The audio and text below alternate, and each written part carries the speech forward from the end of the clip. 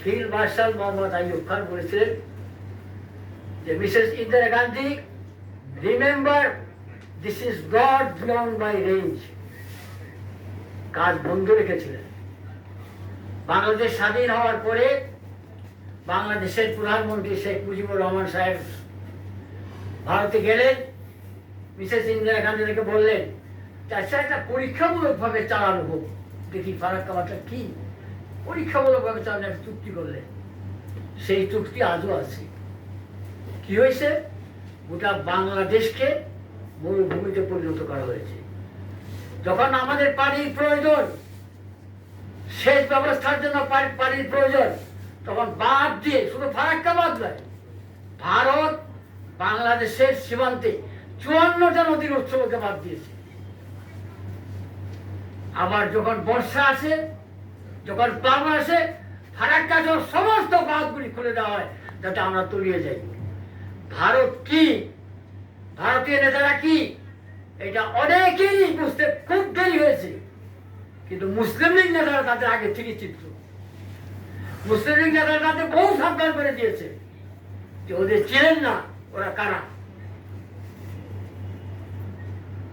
সুখের বিষয় যে আমাদের আজকে বাংলাদেশের প্রায় আওয়ামী লীগকে বাদ দিলে বাংলাদেশের সকল রাজনৈতিক দলের ভিতরে এই চেতনার উন্মেষ ঘটেছে যে ভারত আমাদের বন্ধু নয়, ভারত আমাদের শত্রু। ভারত এই যাবৎ যা করেছে আমাদের ধ্বংস করার জন্য করেছে। কাজেই শুধু ভারত না, ভারতের সর্বপ্রথম, সর্বঘনিষ্ঠ এবং সর্বপ্রিয়তম বন্ধু হচ্ছে বাংলাদেশ আওয়ামী লীগ। আওয়ামী লীগের সৃষ্টি লগ্ন থেকে ভারত, আওয়ামী লীগের সৃষ্টি লগ্ন থেকে ভারত। আওয়ামী লীগের সৃষ্টি যখন আপনাদের নিশ্চয়ই আপনারা বললেন, সেদিন আমরা পড়াশে আলোচনা করেছি। 23শে জুন শুধু বাঙালির ইতিহাসে নয়, পৃথিবীর যখন গণতন্ত্রের 23শে জুন, সেই 23শে জুন ওনারা আওয়ামী লীগ তৈরি করেছে।